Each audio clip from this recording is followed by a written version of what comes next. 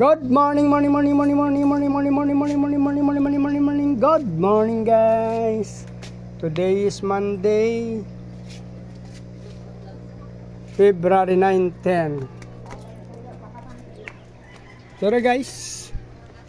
Magandang umaga, guys. Meron tayong nakuha dito, guys. Feeder.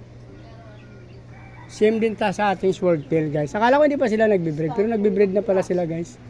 Sobrang dami nila agad, guys. Mga nasa 6 yata na male. Female, 4 na male. Kaso ang problema kasi sa swordtail natin, guys, nangangain talaga sila. Ito siguro mga 2 weeks na to, guys. Oh. Kaso, dalawa na lang naabutan natin. Since hindi ko napapansin na araw-araw napapakain ko sila, pero may nakapatong kasi dyan yan. Dito kasi siya. So, hindi ko napapansin, nagbe-breed na pala sila. So, may napansin akong fry, yung dalawa, guys. Oh. Siguro mga 2 weeks, 3 weeks na to. Malalaki na sila kasi. Pero nakakatuwa naman yung ating feeder. Ang dami, guys. Oh. Ang parent kasi nito, guys, Quezon City na feeder, napakagaling talaga. Yung QC na female natin, yan, oh. Pag nagbuga yan, guys, 40 up. 30 to 40, oh. Para ka sa tuhod. So, nasa 40 to 52, guys. Yan, napakadami. So, dito na yan natukuha yan, guys, sa atin. Yan. Kuha natin yan, guys. Napakarami yan, guys. So,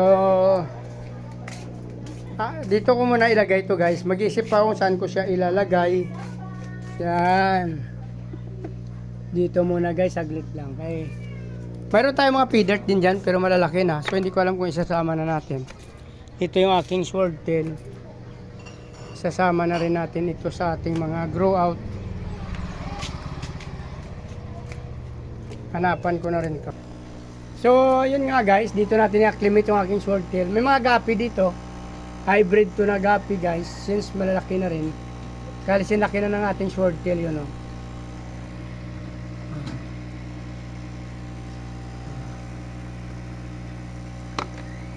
Dito ko na i-acclimate yung aking swordtail, eh. Bitawan natin dyan. Since meron naman ang air pump dyan. Kasi ito hindi tayo pwede ito albino. Yan.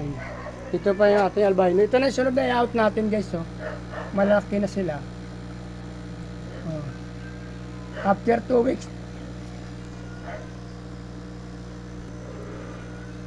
After 2 weeks, pwede na rin to i-out, guys. Oh.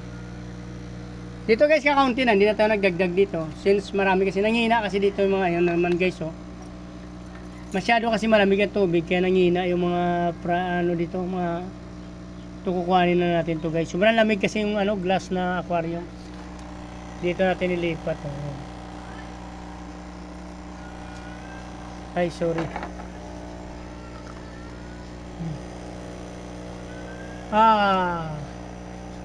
Medyo namatay na. Ayan, guys, oh. Kakaunti na lang sila. So, iniisip ko talaga nagbabawa sila pag taglamig. Sobrang lamig yan pag madaling araw, guys. Kaya ito, marami to sila dati. Every day, every morning, mayroon na mamatay 3, 4, 5. So, hindi na tayo nagdagdag dito nating grow out. Yung pang out natin, doon na sa kabila, hindi ko na sila inaahon doon. Doon ko na sila binabalot, hindi na dito, guys. Pag glass pala yung aquarium mo, sobrang lamig, guys.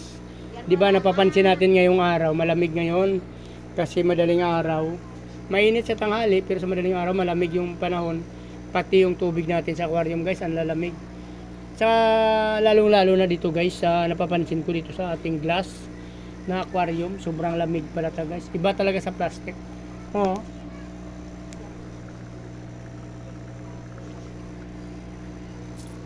So, pag kinumpare mo yung aquarium na ito, saka yung sa tub na to, mas malamig talaga dito, guys, sa ating glass. Pero mas matibay yung ating danyo. Noong unang 3 araw, namamatayan din ito, guys. Ang dami rin. Pero sa ngayon, wala na ako napapansin na masyado sa danyo. Medyo lumalakas na sila. Na-adapt na nila yung lamig. Ito na lang, guys. Kanina may nakuha naman ako dito 5 piraso. Kawawa. So, hindi na ako nagdadagdag dito galing sa grow out ko, guys. Kaya napapansin nyo, medyo kaunti na lang. Hindi na ako nagdadagdag dito. Kasi pa nag-out ako dito na diretso na sa aking tab.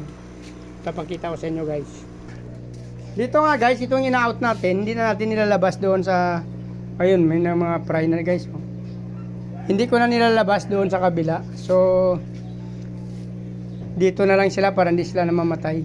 Napapansin ko dito guys, pag nilagyan ko ng BBS, lumalabo. So, papalitan ko to ng tubig, hindi na tayo maglalagay ng BBS sa mga ganitong grow out at sa bina-out natin na binibenta. Hindi na tayo maglalagay ng BBS. Doon sa labas, sa may dating ina-out ko na sa glass na aquarium, naglalagay ako ng BBS, so lumalabo, pinalitan ko na siya. Itong grow out natin, ito yung ating pinapang-out na ngayon. Ito na, dito na tayo kukuha. Hindi na tayo magpakain ng BBS dito. Yung BBS guys, pinakain ko kanina, hindi nila kinain. So lumabo lang ang tubig nila. So papalitan na natin ang tubig na to. Pero i-acclimate din natin sila since malamig na malamig. Baka mamatay sila.